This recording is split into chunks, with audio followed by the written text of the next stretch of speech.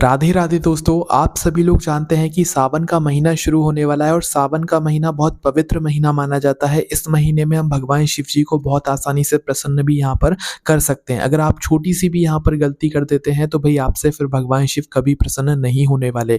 इसलिए सावन का महीना साल में एक बार आता है, इसलिए सावन के महीने में आप लोगों को शुद्धता का विशेष रूप से ध्यान रखना है। इस वीडियो में हम आपको बताएँगे कि सावन के महीने में अगर आप लोग बाथरूम या शौच जाते हो तो उसके बाद आखिर नियम क्या होता है? क्या आप लोगों को हाथ-मुँह धोना चाहिए या मतलब कि स्नान वगैरह कर लेना चाहिए, ठीक है? तो ये जो सवाल है ये अभी इस समय इसीलिए आएगा क्योंकि अभी सावन का जो महीना होता है ये पूरा बारिश का महीना होता है। इस समय आप लोगों के हाथ-पैर ज़्यादातर गीले ही यहाँ पर रहते हैं। तो लोगों के मन में ये प्रश्न ज़रूर आता है कि अगर हम लोग सावन के महीने में बाथरूम जा रहे हैं, तो क्या बाथरूम से आने के बाद हमें हाथ-पैर धोना ज़रूरी है? क्योंकि बारिश तो हो ही रही है, तो हम तो शुद्ध तो वैसे ही हो जाएँगे। या अगर हम लोग सावन के महीने में शौच वगैरह जा रहे हैं, तो भई क्या उसके बाद आकर हमको स्नान ही करना ज़रूरी है? क्या हम बिना स्नान किए मंदिर जा सकते हैं? क्या अपने घर की पूजन अर्चना कर सकते हैं? शाम के समय की दिया-बाती कर सकते हैं? सारी जानकारी हम आपको इस वीडियो में यहाँ पर बताने वाले हैं। देखिए, सबसे पहली चीज़ सावन का महीना बहुत पवित्र महीना होता है, ये बात आप सभी लोगों को पता है, ठीक है?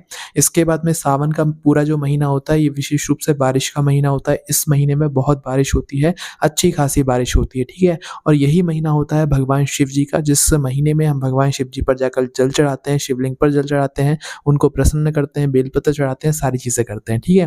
पर इसी बीच में हम लोगों को जब भी हम अपने घर के मंदिर में जाएँ या भगवान शिव जी के मंदिर में जाएँ, चाहे सुबह जाएँ, चाहे शाम को जाएँ, तो शुद्धता का हमेशा ध्यान रखना है, ठीक है?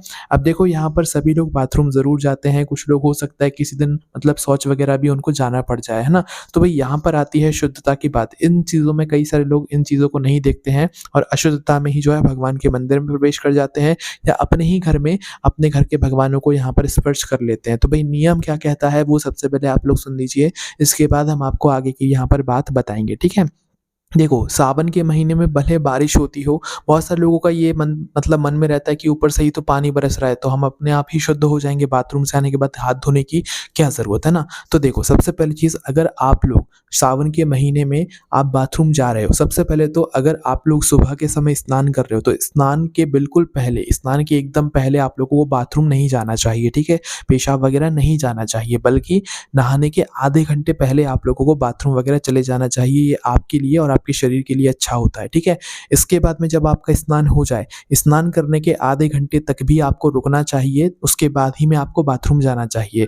स्नान जैसे आपने कर लिया, उसके बाद अगर आपको मंदिर जाना है, तो मंदिर जाने से पहले भी आपको बाथरूम नहीं जाना चाहिए क्योंकि अभी आप पूर्ण रूप से शुद्ध हैं और शुद्धता के साथ में आप मंदिर जा रहे हैं, है ना? तो मंदिर जाने से एकदम पहले भी आपको बाथरूम नहीं जाना चाहिए। जैसे सुबह आपने स्नान किया, स्नान करने के बाद आप लोग अपना मंदिर वगैरह चले जाओ और मंदिर वगैरह से आकर फिर आप लोग 5-10 मिनट रुको, उसके बाद फिर आपको पेशाब जाना चाहिए और अगर मंदिर नहीं भी जा रहे हो तो सुबह स्नान के आधे घंटे बाद तक रुको, उसके बाद ही आपको पेशाब यहाँ पर बाथरूम वगैरह जाना चाहिए, ठीक है? तो ये बात तो यहाँ पर हो गई। अब बाथरूम जब आप लोग जा रहे हो, है ना? तो बाथरूम से आने के बाद आपको क्या हाथ धोना चाहिए? जी हाँ दोस्तों, बिल्कुल धोना चाहिए। बाथरूम से आने के बाद अगर आप अपने आप को शुद्ध करना चाहते हैं, तो सबसे पहले तो आप लोग अपने हाथ धो लें, अपने पैर धो लें, 3 बार कुल्ला कर लें। कितना? 3 बार कुल्ला कर लें और हो सके तो अपने मुँह पर एक पानी का हाथ ज़रूर फेर लें, ठीक है? पर हाथ धोना है, पैर धोना है और 3 बार कुल्ला कर लेंगे, तो आप बाथरूम से आने के बाद भी शुद्ध हो जाएँगे। आप मंदिर जा सकते हैं, आप अपने घर में पूजन कर सकते हैं, दिया-बाती कर सकते हैं, ठीक है? ये पूरे दिन की बात हो गई। पूरे दिन भर में कभी भी अगर आप बाथरूम जा रहे हैं, तो हाथ-पैर धोकर और 3 बार कुल्ला करके आप अपने आप को शुद्ध कर सकते हैं। पर अगर आप पूरे दिन भर में कभी भी शौच गए हैं, ध्यान से सुनिएगा, भले सावन का महीना है, बारिश हो रही होगी, पूरे दिन भर में कभी भी आप लोग यहाँ पर अगर मतलब शौच चले गए हैं, तो सीधी-सी एक बात है कि शौच जाते समय आप लोगों को जो है यही बात ध्यान रखना है कि शौच अगर आप जा रहे हैं, तो आपको लौटकर स्नान ही करना पड़ेगा। अन्यथा शौच जाने के बाद अगर आप स्नान नहीं कर रहे हैं, तो आप पूर्ण रूप से अशुद्ध रहेंगे। इस अशुद्धता के साथ ना तो आप मंदिर जा सकते हैं और ना आप अपने घर में पूजन कर सकते हैं, दिया-बाती कर सकते हैं, ठीक है? और अगर आप ऐसा करेंगे तो फिर भगवान आपके ऊपर ऐसा दोष लगा देंगे, ठीक है? इस वजह से आप लोगों को जो है शौच अगर आप लोग गए हुए हो और इस दिन स्नान नहीं किया है, तो या तो आप भगवान के मंदिर मत जाओ या भगवान को स्पर्श मत करो या किसी बाहर से ही दर्शन कर लो। पर अगर आपने शौच जाने के बाद स्नान नहीं किया है, तो भई आप लोगों को भगवान के मंदिर नहीं जाना चाहिए, भगवान को स्पर्श नहीं करना चाहिए क्योंकि उस समय आप पूर्ण रूप से अशुद्ध रहते हो। शौच से आने के बाद आपको स्नान करना चाहिए और स्नान करने के बाद शुद्ध वस्त्र भी पहनना चाहिए। शौच करते समय जो वस्त्र आप लोग पहन कर गए हुए होंगे, वो भी आपके साथ अशुद्ध हो जाते हैं, उनको भी आप लोगों को धोकर ही वापस से पहनना चाहिए। ये बात भी आप लोग यहाँ पर जान लीजिए, ठीक है? और शाम के समय भी अगर आप मंदिर जा रहे हैं, तो मंदिर जाने से बिल्कुल एकदम पहले आप लोग बाथरूम वगैरह ना जाएँ। जैसे कि आप शाम के समय दिया बाती करने के लिए मंदिर जा रहे हैं, सावन के महीने में भगवान शिव जी के मंदिर में दिया बाती करने के लिए जा रहे हैं, तो कम से कम 10 मिनट पहले आप लोग हाथ-मुँह वगैरह धो रहे हैं, बाथरूम जाना है तो वो चले जाएँ, ठीक है? उसके बाद ही में फिर आप लोग मतलब अपना मंदिर जाने की जो है तैयारी यहाँ पर कर सकते हैं, ठीक है? बाकी अगर शाम के समय भी अगर आप शौच चले गए हैं और आपको मंदिर जाना है, तो भई शौच से बिल्कुल तुरंत आने के बाद स्नान करो और अच्छे धुले हुए कपड़े पहनकर ही मंदिर जाना, तभी आप लोग शुद्ध यहाँ पर माने जाओगे, ठीक है? तो और ये जो नियम है ये सभी लोगों के लिए है, भले बारिश हो रही हो, चाहे कितनी ही बारिश हो रही हो, बारिश में ऐसा नहीं कि ऊपर से जल बरस रहा है तो हम अपने आप ही हमारा पूरा शरीर शुद्ध हो जाएगा, ऐसा नहीं है। आप लोगों को सावन के महीने में भी, बारिश में भी अगर बाथरूम जा रहे हैं, तो आकर हाथ-मुँह धोना चाहिए, 3 बार कुल्ला करना चाहिए, पैर भी ज़रूर धोना चाहिए। इसके बाद में अगर आप शौच जा रहे हैं, तो शौच से आने के बाद भी आप लोगों को सीधा स्नान करना चाहिए। शौच से आने के बाद हाथ-मुँह धोने से काम नहीं चलता है, हाथ-मुँह अगर धो भी लेते हैं, तो भी आप यहाँ पर अशुद्ध ही रहते हैं।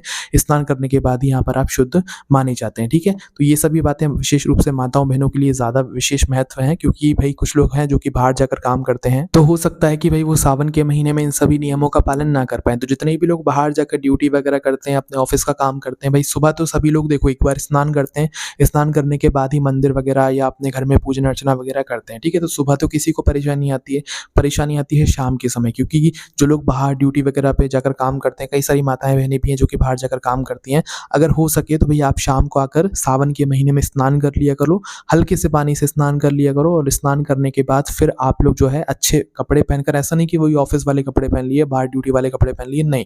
अच्छे धुले हुए कपड़े पहनकर फिर आप अपने घर में पूजन करने के लिए बैठो, मंदिर जाकर पूजन करो। इससे आपका पूजन में भी मन लगेगा, आपका मन भी अच्छा रहेगा और आपकी पूजन भी भगवान स्वीकार ज़रूर करेंगे, क्योंकि आप शुद्धता के साथ में यहाँ पर पूजन कर रहे हैं। क्योंकि आप बाहर जब रहते हैं, तो आप जब बाथरूम जाते हैं, तो इन नियमों का पालन नहीं कर पाते। हाथ धोना, पैर धोना, कुल्ला करना, ये नियम आपसे वहाँ पर नहीं हो पाते हैं। तो इसलिए शाम को अगर सीधा-सा है कि आप स्नान कर लो अच्छे से और उसके बाद में मंदिर जाओ, भगवान की पूजन अर्चना करो, सावन के महीने में भगवान शिव जी को प्रसन्न करो, ठीक है?